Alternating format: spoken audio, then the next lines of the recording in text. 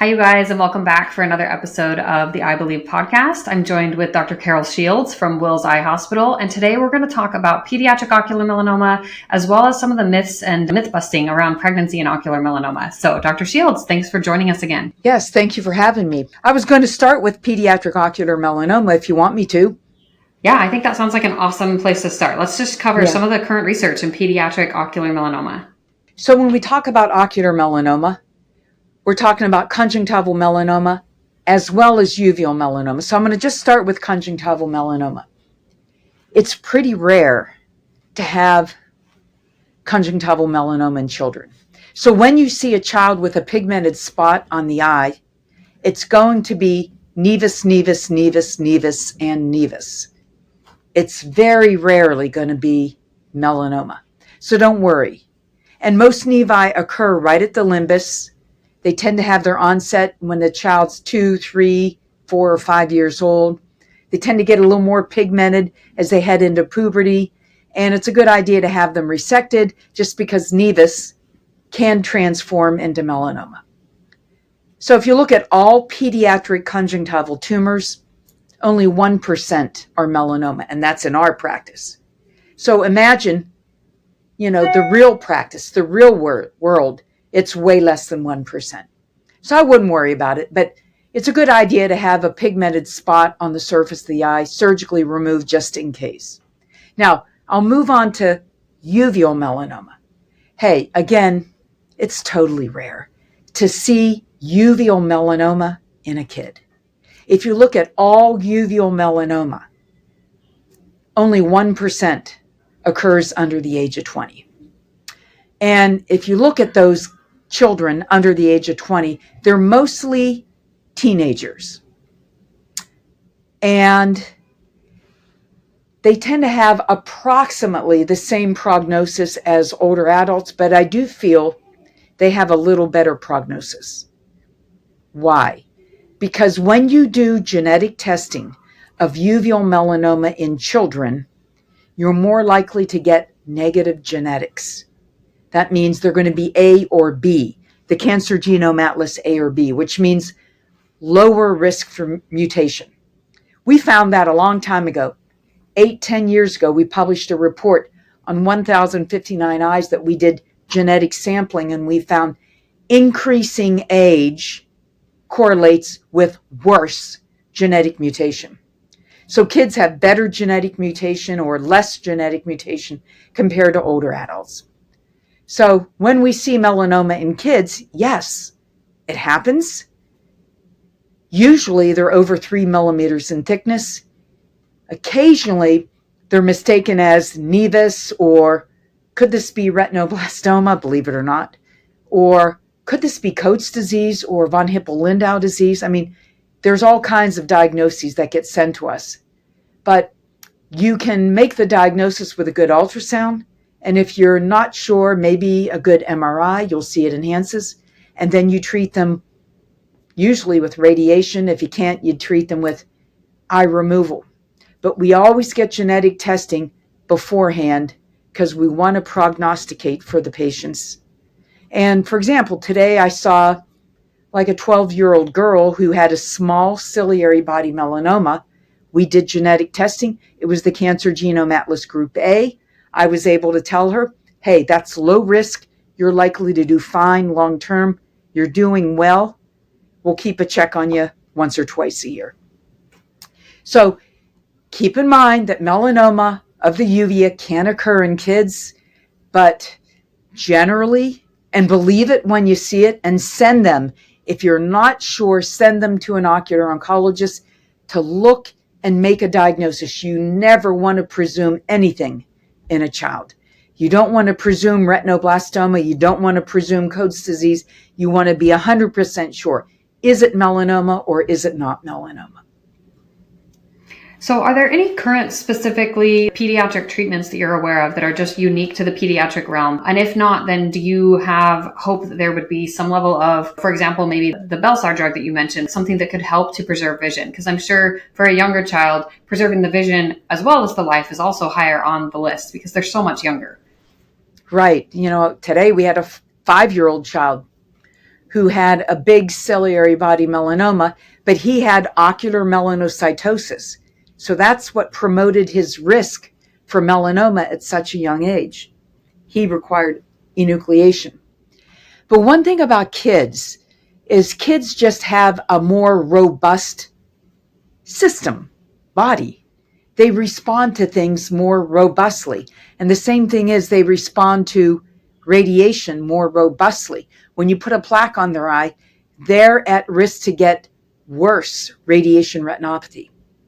So for kids, I think it's really important that we give them the prophylactic anti-VEGF Avastin and that we put in a mini sector PRP to reduce their VEGF drive, because their VEGF drive is going to be powerful, much more powerful than an 80-year-old VEGF drive. So we always watch these kids really closely and make sure we don't miss any treatments to reduce the VEGF drive. Yes, I do think you mentioned Belsar down the road. Belsar would be one heck of a good treatment for a small melanoma in a child. You know, if you have a small melanoma, it has, say, 3 risk factors. You know the child's going to have a 34% chance for transformation into melanoma with growth. Yeah, we could treat that child with Belsar and hopefully protect the vision and hopefully, cure the cancer and put it to sleep. But, time will tell, and we have to get Belsar FDA approved. Right now, we can't treat anyone under the age of 18. Yeah. With Belsar. And I know that's definitely one of the things in the pediatric ocular melanoma community that kind of rubs, because those parents are like, well, we want these clinical trials, whether it's for metastatic treatment, for adjuvant treatment. We want these trials available for the kids because we want them to be okay too. Yeah. So I feel like it's so reassuring to hear you talk a little bit more about the genomics of the tumor and how kids have a much better chance of having those better prognostication factors. So that was really helpful. Is there anything else you want to say to pediatric? Yeah. So, I can say a few words on, retinoblastoma and how we have completely changed retinoblastoma in the past since 1994 using chemotherapy. Awesome. And I think we're on the cusp with uveal melanoma. I really think in the next few years, things are going to shift. But right now, with retinoblastoma, we can cure the child. We can save the child's life. When I started, there was a 20% risk for metastatic disease with retinoblastoma. Now it's 1%. In our hands, it's less than 1%.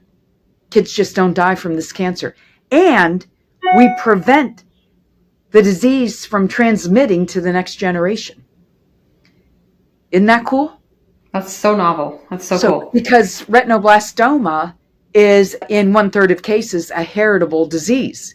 So now what we do is we do in vitro fertilization, and we only fertilize the female with fertilized eggs that do not carry the mutation. So the transmission stops with the next generation. That's incredible. I remember taking family trees back in the 1980s when I was just starting, and Aunt Elsie died of retinoblastoma at age 2. Uncle Morton, he died at age 5 from retinoblastoma. And then my mom had it and she survived and she had me.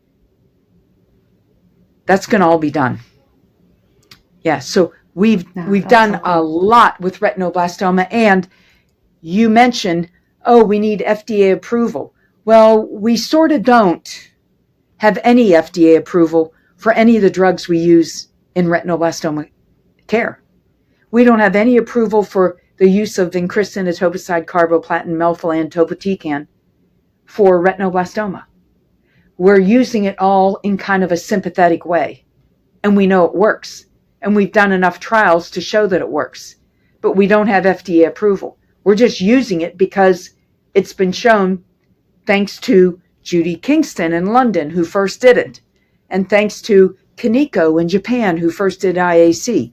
We learned those drugs work. We started using them. There's no FDA approval, and kids have lived enormously, thanks to some great observers who contributed to the field. So I think even though Belsar might not be approved for use in under age 18, we could probably use it in a sympathetic way for young patients. So you mentioned a little bit of some of the changes in retinoblastoma helping to lead to this kind of cusp of research for the way that you treat uveal melanoma. Do you want to touch on that a little bit? Yeah, so, back in the day in 1994, when Judy Kingston from St. Bartholomew's Hospital in London, England, made an observation. She said, "Oh, I treat neuroblastoma with VEC, vincristinotoposide carboplatin. Maybe I'll use that for retinoblastoma." She did, and she saw dramatic response. So all of us in the U.S. heard about this, and all three of us in North America started using it, and it was scary because we would put these kids on systemic chemotherapy, never knowing what we were going to see in the operating room. A little bit worried that, some kids might get worse, but on the contrary, almost everybody got better. And now we're saving more eyes than ever. Only 5% of kids now require enucleation, and only 1% develop metastatic disease. And the whole world of chemotherapy, whether we give it intravenous, intraarterial to behind the eye, or inject the vitreous or inject the aqueous, so many eyes are saved, and kids march out of this hospital so happy and parents so proud that their child is doing well. So today I saw a family from Wisconsin. I treated their young boy when he was 4 years old. He had advanced retinoblastoma. We gave him intraarterial chemotherapy, intravitreal chemotherapy. He's now 16 years old, driving a car. He has no recurrence, and he's doing awesome. And he still has his eye. And he's a very neat little guy, young guy, very thankful that he has his life and his eye, and he has some vision out of that eye. This is how the whole field of retinoblastoma has been flipped. And I do think we're going to see a similar, maybe slower flip for melanoma, because we don't get answers with melanoma as fast as we do with retinoblastoma. Retinoblastoma, you get answers in a month. If a treatment is not going to work, you're going to know in a month. Hence, we always see these kids back when we're doing a new treatment 1 month later. With melanoma, you usually don't get answers like for 4 months or 6 months. So it's going to be a little bit slower to get some of the results. We're poised to have a lot of new therapies, and we're poised to have kind of a game changer now with uveal melanoma. And I think it's going to impact pediatrics as well as adult uveal melanoma. Thank you so much. Let's shift gears a little bit. This is maybe a hot topic for some of our younger ocular melanoma adults. We have many patients in the community who worry about future pregnancy or worry about whether or not pregnancy has a risk for, causing metastases or just any of those kinds of things, as well as the risks around being pregnant while you're being treated with ocular melanoma. So do you want to just talk a little bit about some of the myths versus the facts around pregnancy and ocular melanoma? Let's just start with primary treatment first. Yeah. So uveal melanoma can definitely occur in younger patients, and it can occur during the years when pregnancy is possible, and it can occur during pregnancy. But we don't think pregnancy has any impact on the development of uveal melanoma. Uveal melanoma most often occurs in fair-skinned people. We call that Fitzpatrick skin type 1 or 2, like you and me, fair-skinned people. And pregnancy does not lead to the development of uveal melanoma. That's a myth. And pregnancy does not portray or cause a higher risk for metastatic disease. That's a myth. The one thing that's a truth, a patient who's pregnant tends to retain more bodily fluids. And when they have a melanoma in the eye, they tend to have more fluid, with the melanoma in the eye. That's okay. The fluid goes away with treatment. No big deal. But they're not going to get any higher risk of metastatic disease than a non-pregnant person. Now, how do we know this? Well, we did a study on this many years ago. I think it was, again, in the 1990s. We looked at, I think it was 16 pregnant patients and compared them to non-pregnant patients in the same age group.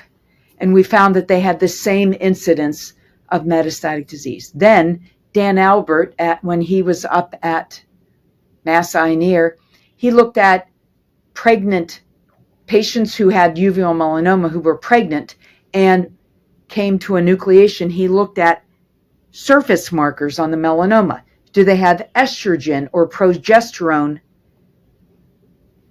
receptors that maybe the progesterone going up in pregnancy led to the development of melanoma? And he said, no receptors. So they don't have normal receptors that are found in pregnant women. Okay. So we really don't think pregnancy has any impact on the development or the risk for metastasis of melanoma.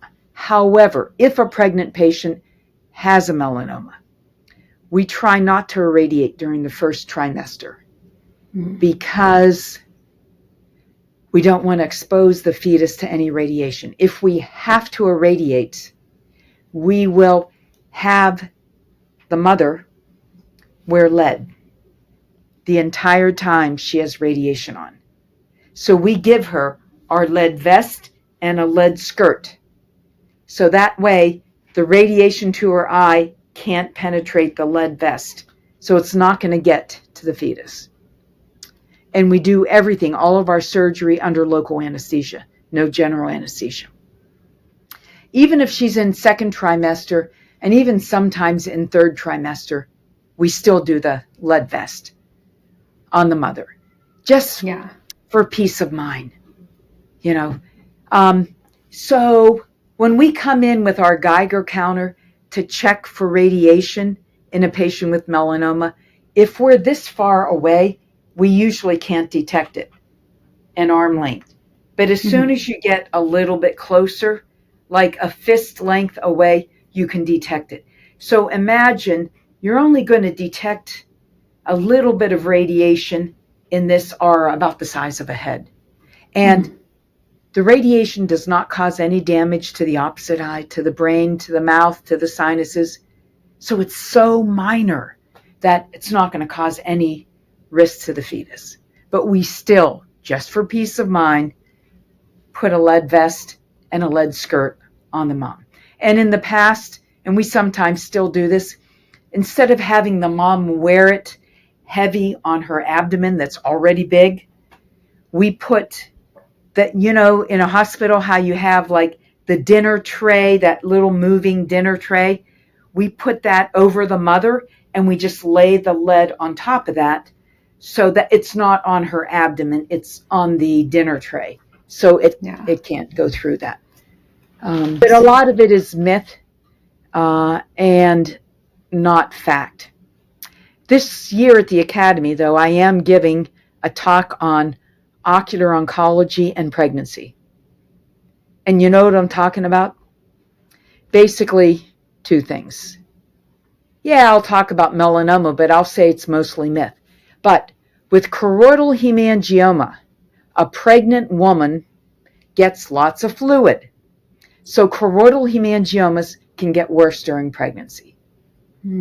So if you have a choroidal hemangioma, it might become more leaky during pregnancy. And what do?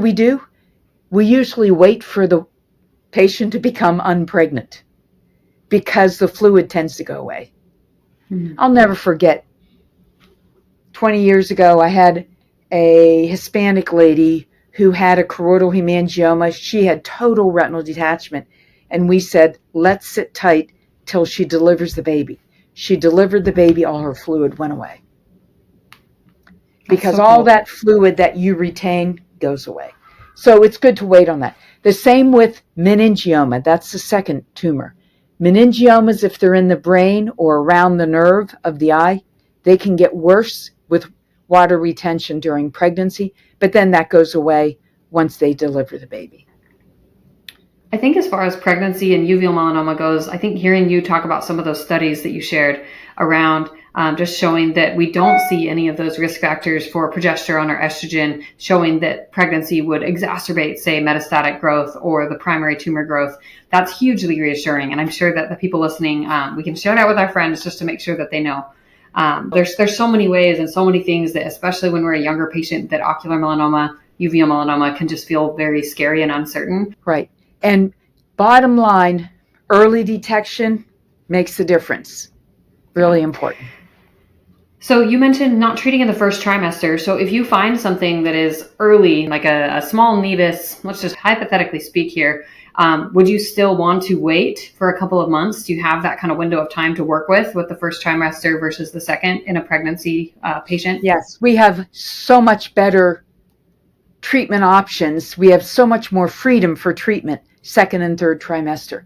First trimester, we really want to be super careful with the fetus because, cells are dividing into the liver, into the eye, into different organ structures, and we don't want to disturb any of that.